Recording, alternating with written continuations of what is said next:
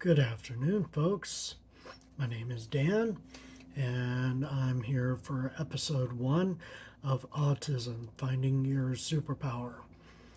I believe that because people have been labeled autistic and or Aspergers or special needs uh, with our special um, situation, that a lot of us have superpowers that we're just not able to use um, in a productive manner.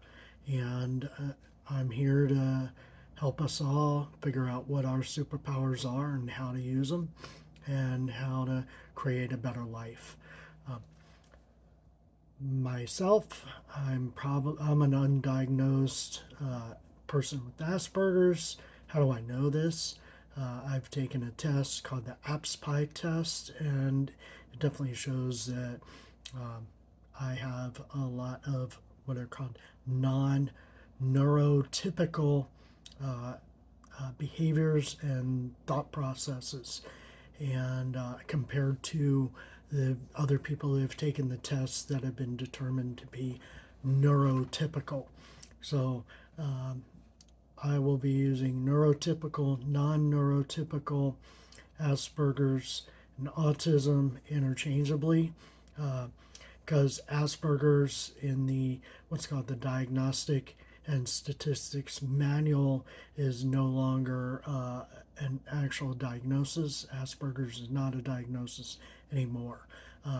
It's lumped back in with autism in what's called the DSM 5, which Diagnostic Statistical Manual set up for billing and also to help clinicians, psychiatrists, social workers, psychologists figure out how to label people and bill them to bill their services to the insurance companies.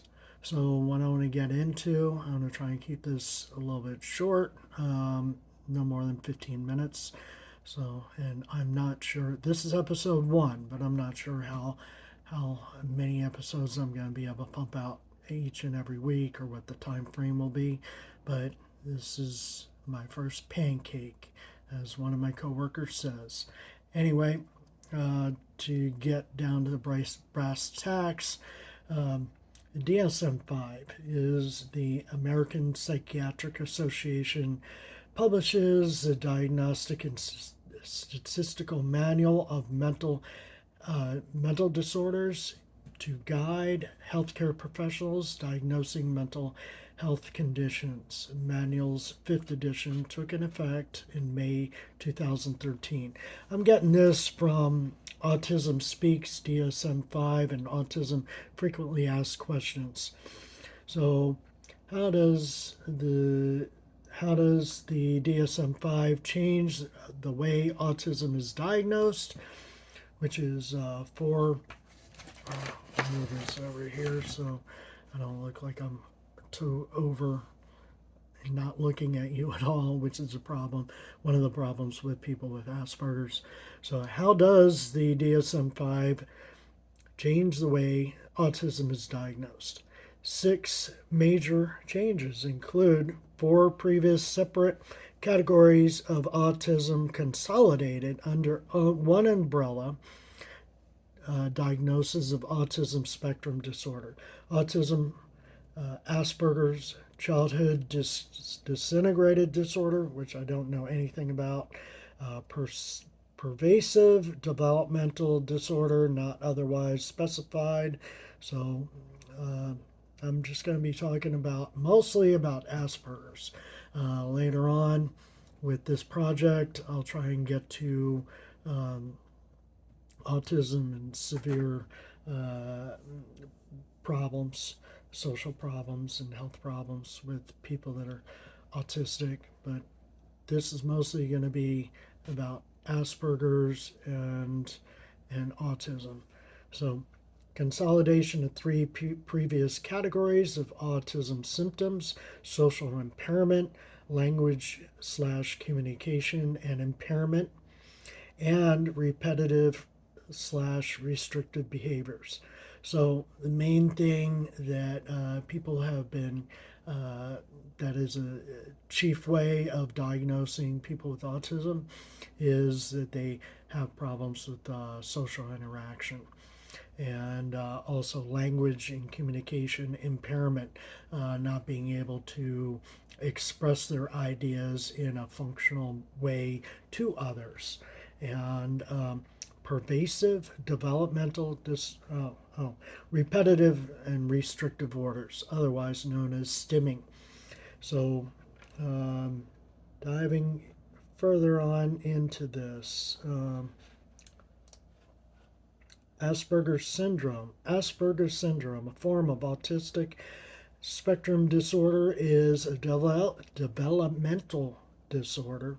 Young people with Asperger's syndrome have a difficult time relating to others socially, and their behavior and thinking patterns can be rigid and repetitive.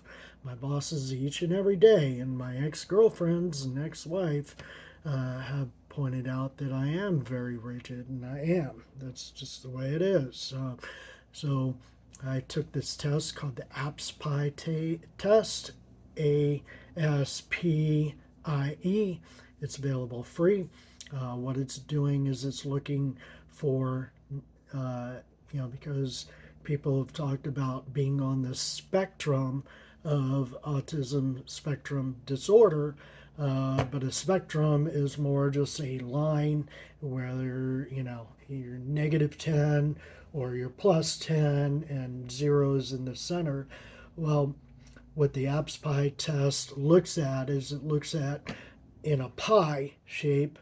It looks at different aspects of your life, and not just our lives, but human life, how we relate to others, how we relate to ourselves, and our behaviors because of that. And so it breaks it up.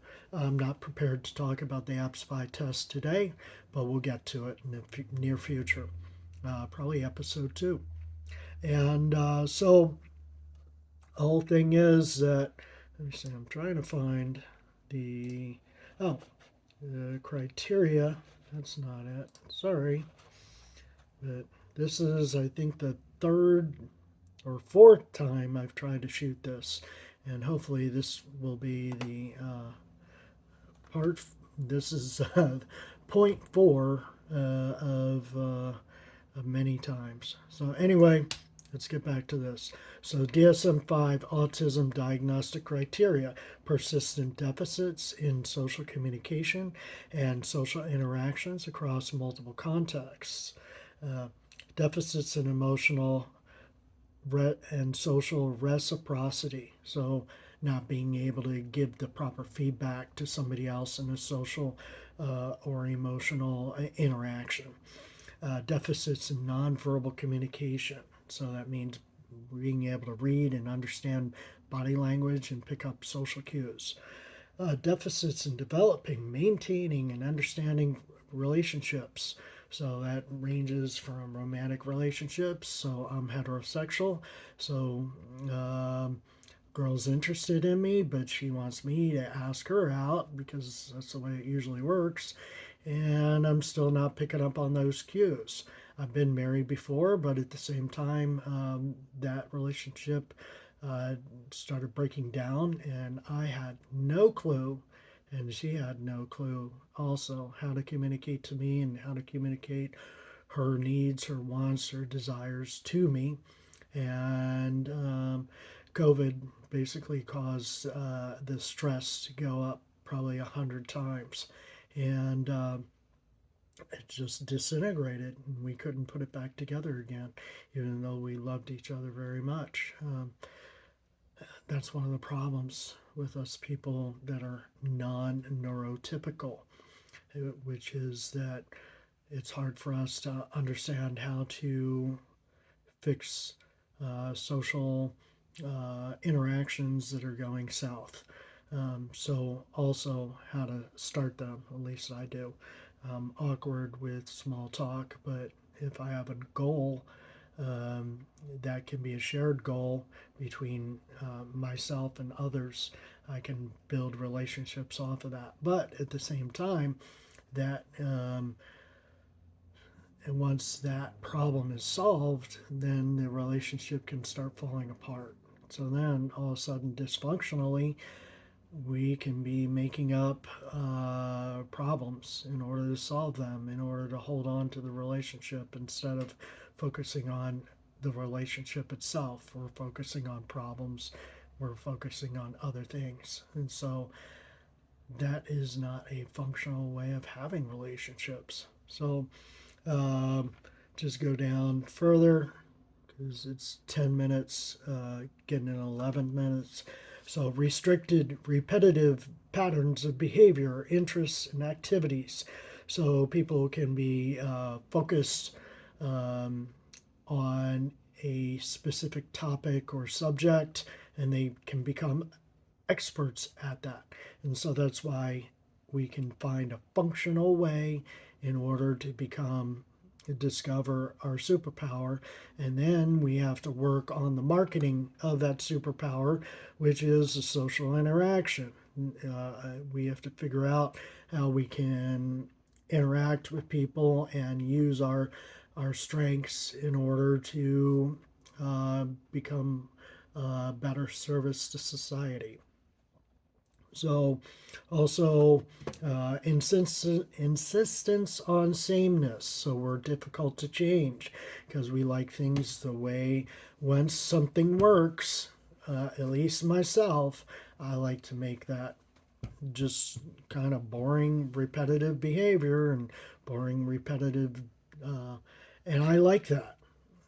Other people, especially females, they don't like to be bored, and they get bored more easier than men do. And so all of a sudden, I think life is going by very good, but all of a sudden they're bored, and then they disappear because they don't want to hang out with a boring guy. They thought I was exciting at first, and maybe I was, but then all of a sudden I get boring, and that's the end. So, hyper or hypo reactivity to sensory input. So, bottom line is the way I understand the way my brain works is I can only absorb a certain amount of information, and sometimes it's less than a neurotypical person. So, what happens is that uh, I can act out because it's just too much for me. So I'm going to start shutting this down. We're at 13 minutes. So the bottom line is with this episode, I'm just trying to get the definitions down. I'm going to try and do this more than once a week, but I have no idea. And hopefully I'll get better at my presentation and audio quality, all that kind of stuff. Right now I'm just shooting it on my phone, just sitting at a desk inside my little house. So, with that, my name's Dan. I hope you have made it through this. So, autism, how to find your hidden superpower, episode 1. We are done. So, have a good day and get out there and make friends.